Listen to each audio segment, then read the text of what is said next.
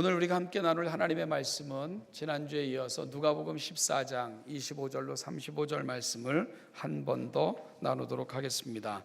누가복음 14장 25절로 35절 말씀을 교독하겠습니다. 수많은 무리가 함께 갈새 예수께서 돌이키사 이르시되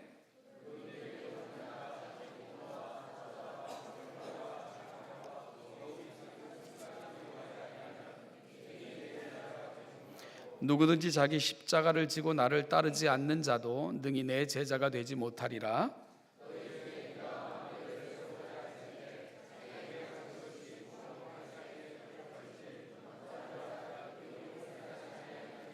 그렇게 아니하여 그 기초만 쌓고 능히 이루지 못하면 보는 자가 다 비웃어 또 어떤 임금이 다른 임금과 싸우러 갈 때에 먼저 앉아 1만 명으로서 저 2만 명을 거느리고 오는 자를 대적할 수 있을까 헤아리지 아니하겠느냐?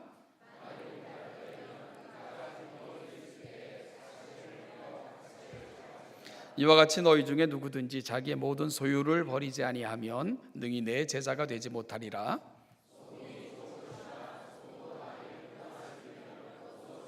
같이 읽죠. 땅에도 걸음에도 쓸데없어 버리느니라. 들을 귀가 있는 자는 들을지어다 하시니라. 아멘. 우리가 지난 2시간에 이어서 오늘 동일한 본문을 함께 읽었는데요. 오늘 본문을 통해서 우리가 살피고자 하는 것은 제자의 길 세 번째 주제를 우리가 함께 다루도록 하겠습니다. 먼저 잠시 앞서 2주에 걸쳐서 나누었던 말씀을 좀 기억해 볼까요? 제자의 길 첫 번째, 두 번째가 뭐라고 그랬죠? 제자로 살고자 하는 자에게 필요한 첫 번째는 우선순위에 대한 문제다. 그러니까 하나님이 우리 삶의 우선순위에 그 우선순위에 대한 부분들을 분명히 고백할 수 있어야 제자의 삶을 살아갈 수 있다. 이런 말씀을 나누었습니다. 하나님이 다른 어떤 것보다 우선할 때만 우리가 제자의 삶을 살아갈 수 있다 하는 것을 거듭 말씀을 드렸죠. 두 번째는 지난주에 나눴던 말씀입니다. 자기 십자가를 지고 주를 따라야 한다고 말씀을 드렸습니다. 모두에게는 자신의 십자가가 있습니다. 여러분, 중요한 것은 십자가가 있음을 아는 것이 아니라 적극적으로 지고자 하는 자세가 중요한 것을 말씀했죠. 우리가 잘못 생각하면 십자가를 짊어져야 할 어떤 그 짐 정도로 이렇게 생각하는 경우가 굉장히 많습니다. 그래서 우리의 관념 속에서 십자가 그러면 나를 좀 귀찮게 하는 것, 나를 힘들게 하는 것, 혹은 나를 좀 번거롭게 하는 것, 이런 것들이 내 인생의 십자가야, 제가 나의 십자가야, 이렇게 좀 생각하는 경우가 많다는 거죠. 그런데 성경에서 말씀하는 십자가는요, 내가 무언가를 감당함으로 누군가에게 선한 영향을 만들어내는 그 무엇, 이걸 십자가라고 말한다는 것을 놓치지 말아야 된다, 이렇게 말씀을 나눴습니다. 주님께서 십자가를 지심으로 아버지의 영광이 나타나고 선포됨과 동시에 우리에게는 놀라운 구원의 은혜로 주어지는 사건, 그게 바로 십자가의 본질 아닙니까? 따라서 누군가가 자신의 십자가를 진다, 그리고 나의 십자가를 지겠다고 고백하면 영광은 하나님께 올려져야 됩니다. 예수의 이름만 높아져야 됩니다. 그리고 성령의 인도하심을 받아 살아가는 삶의 자리에는 누군가에게 선하고 아름다운 유익으로 나타나야 된다는 거죠. 그것이 바로 십자가를 지는 자의 자세임을 우리가 분명히 놓치지 말아야 됩니다. 여러분, 누군가가 우리 주변에서 이 은혜를 경험토록 해야 됩니다. 이것이 바로 십자가를 진다는 고백이 갖는 진정한 의미가 되는 거죠. 여러분, 지난 한 주간 여러분의 삶은 어떠했습니까? 예수님께서는 자기 십자가를 지고 나를 좇으라, 이렇게 말씀을 하셨는데요, 우리에게 맡겨진 십자가를 지심으로 하나님의 이름을 영화롭게 했고 세상에 그 이름을 드러내셨으며 또한 더불어 살아가는 사람들에게 은혜와 유익을 끼치는 삶을 살았는가, 우리가 십자가의 길, 제자의 길을 함께 묵상하며 오늘 이 아침 다시 한번 돌아보며 시작했으면 좋겠습니다. 그래서 우리 예배의 자리가 단순히 말씀 듣고 또 떠나면 그만이 아니라 살아가는 삶의 자리에서 이 말씀이 구체적으로 드러나는 그런 삶의 자리가 됐으면 좋겠습니다. 네, 전화가 끝난 것 같습니다. 계속 말씀하죠. 여러분, 특별히 우리가 금주는 성탄절이 있는 주이기도 합니다. 우리 삶의 자리에서 이 땅에 오신 예수 그리스도의 그 진정한 의미가 충만하게 우리의 삶의 자리에서 더불어 살아가는 사람들에게 드러나는 그런 복된 주가 됐으면 좋겠다, 이런 싶은 생각을 합니다. 하나님께서 우리에게 맡겨주신 삶의 자리, 우리를 특별히 제자로 부르시고 제자로 살아가시길 기대하는 그 삶의 자리가 정말 제자로서 선한 영향력, 아름다운 역사를 만들어내는 그런 삶의 자리가 되기를 이 성탄절을 맞이해서 우리가 다시 한번 간절히 기대했으면 좋겠다, 이런 생각을 듭니다. 오늘은 세 번째 주제를 다루고자 합니다. 여러분, 제자의 길을 걷고자 하는 자들에게 요청하신 세 번째 항목은 자기의 모든 소유를 버리라는 것입니다. 자신의 모든 소유를 버리라. 당혹스럽고 또 난감한 그런 요청이죠. 그래서 이런 요청을 과연 나는 받을 수 있을까? 누가 과연 이러한 부르심에 응답할 수 있을까? 이런 생각이 들기도 합니다. 사실요, 이 요청을 잘 이해하려면 이 요청을 하기 전에 드신 두 가지 비유에 대한 분명한 이유가 저와 여러분들에게는 선행이 되어야 됩니다. 예수님께서는 이 요청을 하시기 전에 두 가지 비유를 예를 드셨는데요. 첫 번째가 28절부터 30절에 걸쳐서 나타나고 있죠. 우리 한번 읽어볼까요? 28절부터 30절까지 같이 한번 읽어보겠습니다. 시작. 너희 중에 누가 망대를 세우고자 할진대 자기의 가진 것이 준공하기까지에 족할는지 먼저 앉아 그 비용을 계산하지 아니하겠느냐. 그렇지 아니하여 그 기초만 쌓고 능히 이루지 못하면 보는 자가 다 비웃어 이르되 이 사람이 공사를 시작하고 능히 이루지 못하였다 하리라. 망대를 세우고자 하는 자가 제일 먼저 하는 게 뭡니까? 여러분, 계획을 세우고 그 비용을 검토하겠죠. 그리고 대책을 세운 후에 시작하는 것이 정상입니다. 그렇지 않으면 중간에 중단되는 낭패를 경험하게 될 수도 있고요. 그렇게 되면 지나가는 사람들에게 비웃음거리가 될 것이기 때문입니다. 이것이 주님이 하셨던 첫 번째 비유입니다. 두 번째 비유가 31절 32절에 기록되어 있는데요. 또 같이 한번 읽어볼까요? 시작. 또 어떤 임금이 다른 임금과 싸우러 갈 때에 먼저 앉아 1만 명으로서 저 2만 명을 거느리고 오는 자를 대적할 수 있을까 헤아리지 아니하겠느냐. 만일 못할 터이면 그가 아직 멀리 있을 때에 사신을 보내어 화친을 청할지니라. 두 번째 비유입니다. 전쟁을 하기 위해 싸움터로 나가는 임금은 먼저 자신의 병력과 적의 병력을 객관적으로 정직하게 평가하는 것이 필요하겠죠. 여러분, 그렇지 않으면 이 나라의 운명이 걸린 문제가 될 수도 있고요. 또한 많은 사상자를 내는 그런 아픈 일이 될 수도 있기 때문입니다. 임금은 먼저 앉아서 이 전쟁에 대한 걸 정확하게 평가하고 그리고 조치를 취해야 됩니다. 이길 수 있다고 생각이 되면 동료하고 힘써 전쟁에 임할 것이지만 만약에 도저히 승산이 없다면 양쪽이 심각한 타격을 입고 끝날 수밖에 없는 싸움이라 생각이 들면 싸움이 일기 전에 될 수 있으면 상우가 멀 때 급히 사신을 보내어 화친을 청함으로 이 심각한 지경에 이르지 않도록 하는 것이 임금의 역할이다, 이런 말씀을 하신 겁니다. 여러분, 되지도 않는 싸움을 벌임으로써 나라를 심각한 위협으로 몰아가거나 백성들의 안중에도 없는 저 북녘땅과 같은 북녘땅의 지도자와 같은 그러한 인간은 임금의 자리에 앉아서는 안 된다는 거죠.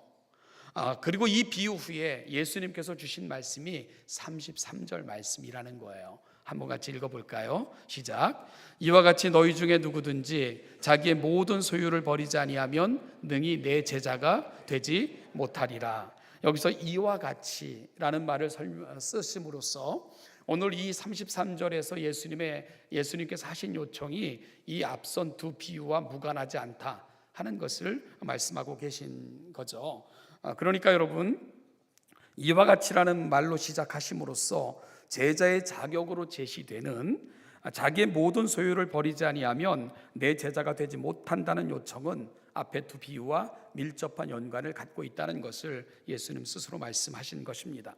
그러면 오늘 이 아침 저와 여러분들이 이제 제자에게 세 번째 항목을 다루면서 해야 되는 작업이 뭘까요? 이 연관성을 찾는 거죠. 앞에서 든 두 개의 비유와 명령의 34절 명령의 상관관계를 밝히는 것이 필요할 것입니다. 자, 여러분 다시 한번 오늘 누가복음 14장이 위치하고 있는 누가복음 전체 속에서의 위치를 확인해 볼까요? 지금 예수님은 어디를 향해 가고 계신다고요? 예루살렘을 향해 올라가고 계십니다. 여러분, 예루살렘 그곳에서 주님을 기다리고 있는 것은 뭡니까? 십자가입니다. 죽음이 예수님을 기다리고 있죠. 그런데 수많은 사람들이 그 예수님을 따라가겠다고 운집해 있는 것입니다. 무리지어 예수를 따라가고 있는 거예요. 오늘 본문은 어찌 보면 그 따르는 운집해 있는 무리들을 돌아보시면서 예수님이 하신 질문입니다. 이렇게 묻고 계신 거예요. 지금 여러분들은 내가 가는 길이 어디인지 아십니까? 그리고 내가 왜 그리로 올라가야 되는지를 이해하십니까? 그곳에서 무엇이 나를 기다리고 있는지 여러분은 아세요? 예수님은 아마 청중들을 향해 그렇게 묻고 싶으셨을 것입니다. 그리고 오늘 말씀은 그런 질문의 취지에서 이해를 하실 필요가 있겠죠. 그러니까 예수를 따르는 수많은 무리들은 자신들이 예수와 함께 가고 있는 이 길의 의미를 모른다는 거죠. 그래서 예수님께서는 무작정 따르겠다고 움집해 있는 그 무리들을 향해서 지금 예수님이 가시는 길 끝에서 그를 기다리고 계신 것, 그리고 그를 통해서 감당해야 될 사역에 대한 부분들을 청중들을 향해 묻고 계신 겁니다. 여러분, 왜 많은 사람들이 지금 운집해서 예수님을 따라가고 있다고 여러분은 생각이 드세요? 왜 그러고 있을까요? 어떤 보상을 기대하고 있는 거죠. 그분으로 말미암아 주어질 어떤 은총을 기대하며 이들은 예수님을 따라가고 있는 것입니다. 어찌 보면 지금까지는 예수님께서 그들의 필요를 채워주셨던 시간이었죠. 배고픈 자에게 광야에서 식탁을 차려주시기도 하셨고요, 병든 자를 일으켜 세우시기도 하셨고요, 귀신 들린 자들에게서는 귀신을 쫓아내어 온전한 삶의 자리로 돌이키시기도 하셨습니다. 그러니까 지금까지의 사역은 예수님께서 그들의 필요를 채워주시는 그런 시간이었습니다. 그런데요, 앞으로는 성격이 달라지는 것입니다. 단순히 예수를 따르는 자들이 아니라 주님의 진정한 기대가 제자됨에 있었기 때문에 예수님께서는 이 질문을 하실 수밖에 없었던 거죠. 제자로 산다는 것은요, 단순히 예수를 따라다니며 떨어지는 콩고물을 먹는 것과는 전혀 다른 차원의 문제이기 때문입니다. 그런데 지금 예수님을 따르고 있는 무리들의 수준은 여전히 콩고물을 쫓아, 그리고 콩고물을 찾아 쫓아다니는 그런 수준에 머물러 있기에 예수님께서는 무턱대고 예수를 따르겠다 모여있는 군중들을 향해 이 질문을 하고 계신 겁니다.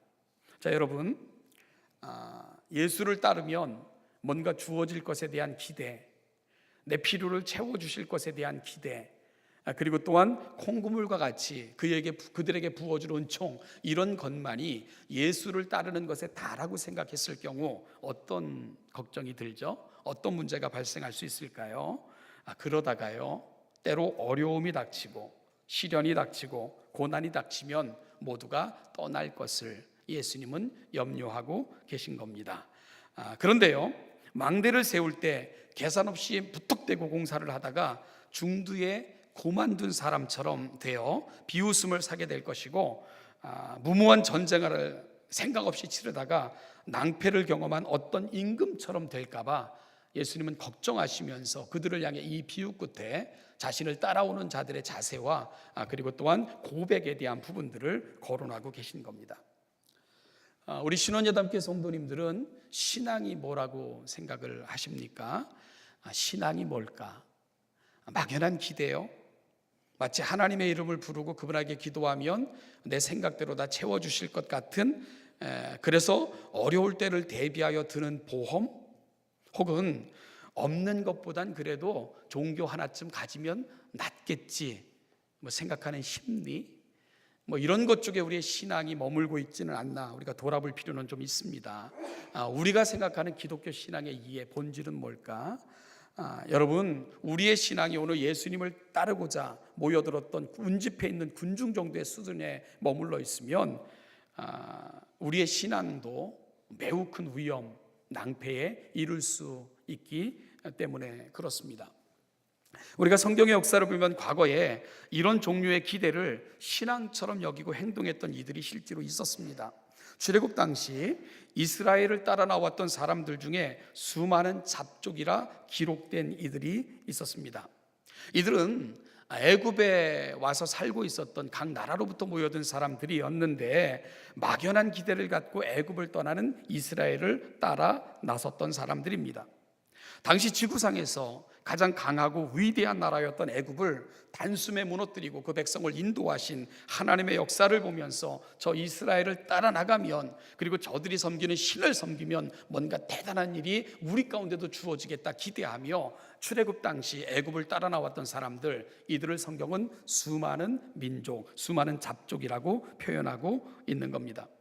여러분, 그래서 그들은 이스라엘 백성들이 애굽에서 나올 때에 부지런히 짐을 싸서 탈출 행렬에 참여한 것입니다. 그런데요, 여러분, 그들이 보여주었던 모습이 뭐였죠? 좋을 때는 다 좋아요. 좋을 때는 다 좋아 보입니다. 그래서 사실은요, 잘 될 때는 그 사람의 진짜 모습을 우리가 보기가 쉽지가 않습니다. 좋을 땐 다 좋아 보여요. 금요일에 이렇게 늦게 집에 들어갔더니 저희 아내가 좀 특이한 게 TV에서 방송이 됐다고 그러면서, 그것도 공영방송에서 한 부부의 이야기가, 그것도 가감없이 그냥 다큐멘터리식으로 방송되는 걸 보면서 참 특이했다 이러면서 얘기를 해줬어요. 둘 다 암에 걸린 부부, 그 현실에서 당했던 그 고난, 고통, 이런 것들을 가감없이 그냥 다큐멘터리식으로 그렇게 방영을 하더라는 거예요. 그 숱한 고난, 암이 정말 치유할 수 없는 지경까지 이르렀는데 기적적으로 치유되고 다시 재발되고, 그런 과정 속에서 그것도 부부가요, 그런 과정 속에서 그 부부가 겪는 고난, 그 고난을 대처해 나가는 모습, 신앙으로 극복하는 모습들, 이런 것들이 이렇게 다큐멘터리식으로 보도됐다고, 참 특별했다고, 또 공영방송에서 저런 방송이 나온 되게 특이했어, 이렇게 저한테 얘기를 하더라고요. 여러분, 그러면서 그걸 또 보신 다른 분들도 계시더라고요. 그래서 참 많은 감동을 받았다. 그 고난 앞에서도 정말 그 신앙으로, 그리고 그 본질을 잃지 않고 놓지 않고 살아가는 모습들이 너무 감동적이었다, 이런 말씀들을 또 하시는 다른 분들도 이렇게 만나볼 수 있었습니다. 한 사람의 사람됨, 신앙의 진가는 어찌 보면 절망의 순간, 가장 어려운 순간에 보여지는 그것이 그 사람의 진가라는 생각을 해보게 됩니다. 이스라엘을 따라 나왔던 사람들의 모습은 사실은 잘 될 때는 감추어져 있었던 거죠. 그런데요, 여러분, 잘 되리라, 뭔가 특별한 것이 기다리고 있겠다 생각하고 따라 나온 그 길, 그들을 기다리고 있었던 건 뭡니까? 가도 끝없는 광야, 그리고 낮에 해로 인한 더위, 밤의 추위, 먹을 것의 부족함, 그런가 목마름, 이런 것들이 그들을 기다리고 있었습니다. 전혀 예기치 않았던 상황이 그들에게 펼쳐지고 있었던 거죠.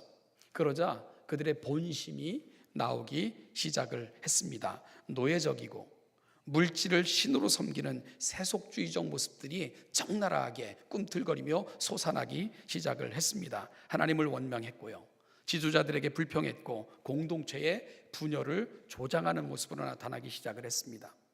그러한 문제, 불평이 나오고 원망이 나오고 공동체가 훼손되는 일들이 벌어질 때마다 그 수많은 잡족들은 그들 중심에 있었습니다. 그들로 인하여 공동체는 수많은 어려움을 경험할 수밖에 없었습니다. 여러분, 비록 이들이 처음에는 막연한 기대와 꿈을 안고 나왔다 하지만 시간이 갈수록 하나님을 만나야 되는 것이고, 그 하나님이 어떤 분이라는 걸 깨달아야 되는 것이고, 그 하나님이 그들을 왜 인도하셨는가에 대한 깊은 돌아봄이 있어야 되었을 것입니다. 그래서 하나님께서는 가나안에 가기 전에 광야 한가운데 백성들을 모아놓고는 하나님의 율법을 설명하시고 하나님께서 그들을 향해 펼치실 그 위대한 계획을 먼저 설명하시는 일들을 하셨던 것 아닙니까? 그와 같은 것들을 통해서 그들은 이스라엘 백성들 속에 녹아져 이스라엘을 인도하여 드리고자 하시는 하나님의 위대한 계획 이해하고 그 계획의 일부가 되어야만 했던 거죠. 그런데 안타까운 것은 그들은 성장하지 못했다는 겁니다. 끝까지 수많은 잡족 수준에 머물러 있었다는 겁니다. 신앙적으로 그들의 삶의 수준이 바뀌지를 못했다는 거죠. 여러분, 그렇게 하면서 그들은 결국은 광야에서 멸망하는 그러한 모습으로 끝날 수밖에 없었던 것이 안타까운 수많은 잡족들의 이야기입니다. 안타까운 것은 역사는 되풀이되고 늘 반복된다는 거죠. 주님을 따랐던 그 많은 사람들을 통해서 말입니다. 여러분, 주님을 따랐던 수많은 사람들, 그들은 애굽에서 나왔던 이스라엘 백성들을 애굽에서 따라 나왔던 수많은 잡족과 같은 수준에서 벗어나지 못하고 있었습니다. 그래서 예수님을 따르는 사람들 좋을 때는 좋았어요. 광야에서 5천 명을 먹이실 때는 예수의 의견과 생각과는 상관없이 강제로 모셔다가 자신들의 왕으로 삼고자 하기도 했습니다.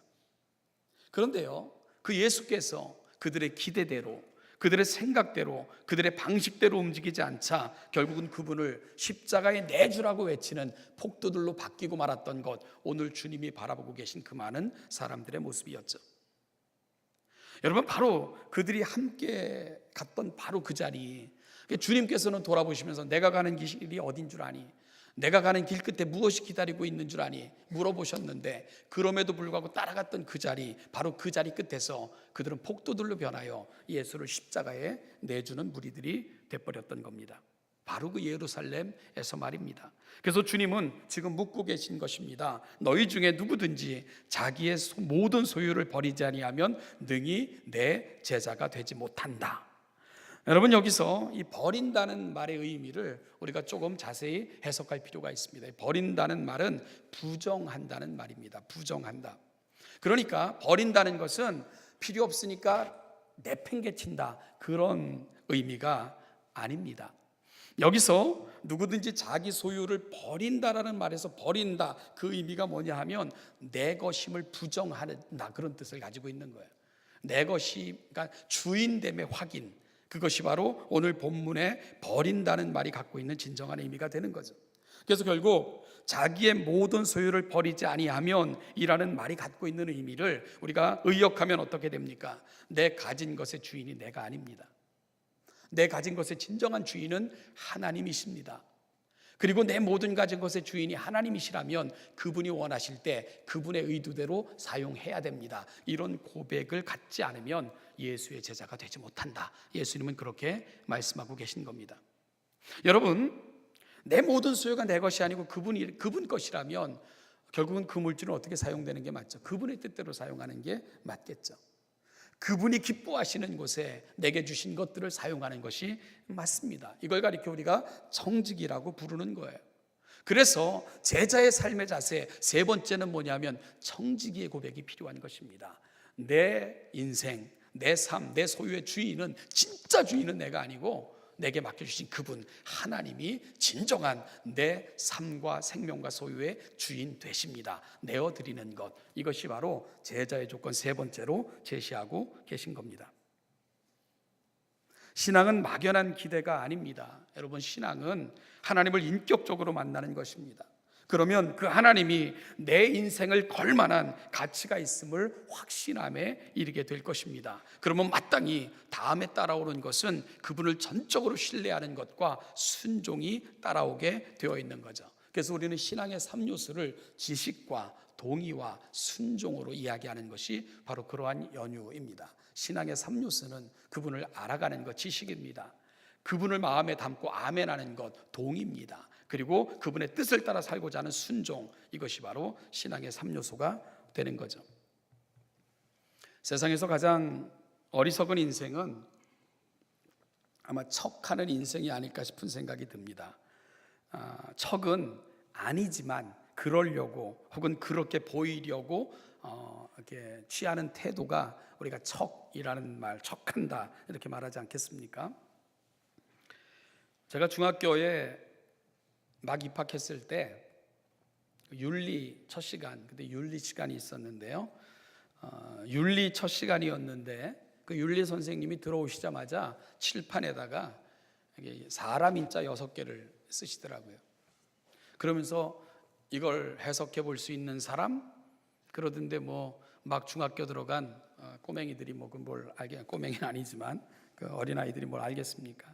선생님이 이 사람 인자 6개만 가슴에 새기면 어떻게 살아가야 되고 사람의 도리가 뭔지를 알게 된다. 그러면서 그 사람 인자 6개를 이렇게 풀어주셨습니다. 사람이 사람이면 다 사람이냐? 사람이 사람다워야 사람이지. 그렇게 설명하시더라고요. 이걸 다 기억하고 있는 저도 굉장히 똑똑한 것 같습니다. 그러면서 거기에 선생이라는 말도 집어넣어 같은 방식으로 해석을 하셨어요. 선생이 선생이면 다 선생이냐? 선생이 선생다워야 선생이지. 또 그렇게도 풀어주시더라고요. 저는 지금 그곳에 목사라는 말을 자주 넣고 생각해 보곤 합니다. 여러분들은 그곳에 성도라는 말, 교회라는 말을 넣고 한번 좀 풀어봤으면 좋겠다 싶은 생각이 듭니다. 성도가 성도답지 못하면 결국은 맛을 잃은 소금처럼 땅에도 걸음으로도 아무 쓸데가 없어 버려지게 됩니다. 여러분, 세상에서 진정한 의미에 이르지 못할 때 종교처럼 사람의 이마를 찌푸리게 하는 것도 없기 때문에 그렇습니다. 세상에서 가장 많은 불합리한 것들이 종교라는 이름으로 자행되고 일어날 수 있기 때문입니다. 그래서 사회에 눈살을 찌푸리게 만드는 주요 원인들이 되기도 하죠. 오늘은 12월 24일입니다. 내일이면 주님이 이 땅에 오심을 크게 기뻐하는 성탄절입니다. 2017년 아기 몸을 입고 이 땅에 오셔서 우리의 모든 슬픔을 안으시고 우리 눈에 눈물을 씻겨주신 하나님. 여러분, 성경의 모티프는 눈물입니다. 눈물. 인생은 눈물 흘리며 태어나 죄 가운데서 눈물 흘리며 살다가 죽을 운명에 처해진 것이 인간들이기 때문에 그렇습니다. 그런데 성경은 어떤 이야기로 끝납니까? 우리 눈의 눈물을 씻어주시는 이야기로 성경의 이야기가 끝이 납니다. 다시는 눈물을 흘리지 않는 그 삶으로의 초대, 그것이 성경이 가는 마지막 자리입니다. 여러분, 어떻게 슬픔 가운데 태어나 눈물을 흘리며 살다가 영원히 멸망에 처할 수밖에 없었던 우리가 다시는 슬픔이 없는, 눈물을 흘리지 않는 그 영원한 기쁨과 감사의 자리로 초대받을 수 있었을까요? 바로 이 땅에 오신 예수 그리스도, 그분이 우리 눈에 손수건이 되어 주셨기 때문입니다. 그분께서 친히 눈물을 흘리시며 우리 눈에 눈물을 씻겨주셨고요, 그분이 친히 목마르면서 우리 목마름을 해결해 주셨습니다. 그분이 저주받아 죽으심으로 우리 가운데 얹혀있던 저주를 풀어주시고 우리를 영원한 생명으로 인도하셨기 때문에 그렇습니다. 그래서 저는 주님의 사역을 손수건 사역이라고 표현하기도 합니다. 여러분들 주머니에는 손수건이 있죠? 왜 손수건을 넣고 다니십니까? 손수건은요, 내 필요 때문이 아니라 다른 사람의 눈물을 씻어주라고 여러분들이 주머니에 넣고 다니시는 거예요. 손수건은 남의 눈에 눈물을 씻어주라고 필요한 것입니다. 항상 손수건을 소지하고 다니는 이유는 바로 언제든지 누군가가 내 곁에 손수건을 필요한 존재로 존재하기 때문에 내가 손수건을 들고 다니는 것입니다. 그런 자들에게 네 손수건을 내어줘라, 그의 눈에 눈물을 씻어줘라. 그래서 여러분들은 손수건을 소지하고 다니시는 거예요. 이것이 제자의 삶입니다. 이것이 소금으로 살아가는 삶입니다. 사랑하는 신원자담께 성도 여러분, 이 한 주간 이 땅에 오셔서 우리 눈에 흐르는 눈물을 씻어주신 손수건과 같은 예수 그리스도, 다른 이들의 손수건이 되어주시고요, 내 욕심을 채우기 위해 주님의 이름을 부르고 내 욕심을 채우기 위해 신앙생활하며 마치 우리의 신앙을 종교의 한 축인 것처럼 취급하는 어리석음에 이르지 않고요, 오직 내 모든 소유, 내 생명의 주인은 하나님이십니다. 이 땅에 육신을 입고 오셔서 우리에게 생명 주시기까지 사랑하신 그 예수가 보여주신 그 모범이 바로 제자가 살아가야 될 삶의 모습임을 가슴 깊이 되새기면서 누군가에게 늘 꺼내서 씻어줄 수 있는 손수건과 같은 우리 주님 닮아가시는 제자의 삶을 결심하시는 이 복된 아침 되시기를 주님의 이름으로 축복합니다. 기도하겠습니다. 하나님 아버지 은혜와 사랑을 감사합니다. 이 아침 성탄을 준비하며 하나님의 거룩한 백성들이 모여 예배하는 자리, 하나님의 자녀들이 나왔습니다. 아버지 하나님, 오늘 우리가 받은 은혜를 다시 한번 가슴에 담고 우리에게 이 은혜 주시고자 우리를 특별함으로 초청하신 이 예수 그리스도의 은혜를 가슴에 담고 우리도 이 땅에서 본 경험한 늘 나누는 말씀 속에서 만나는 그 말 예수 그리스도처럼 그 예수 그리스도가 우리 삶의 인격이 되고 우리가 따라야 될 모범이 되어 오늘 예수로 말미암아 받은 은혜가 우리를 통해 또 다른 자들에게 증거되어지는 제자의 삶을 결심하는 이 복된 아침이 되게 하여 주시옵소서. 우리 신원자들 함께 모든 성도들 가는 자리마다 하나님의 영광이 드러나고 하나님 우리에게 주신 모든 것 가지고 하나님의 영광을 삶의 목표 삼고 살아갈 때에 우리가 더불어 살아가는 많은 사람들에게 아름다운 유익, 은혜를 끼치는 인생으로 살아내는 복된 한 주간 되게 하여 주옵소서. 감사드리며 예수님의 이름으로 기도하옵나이다. 아멘.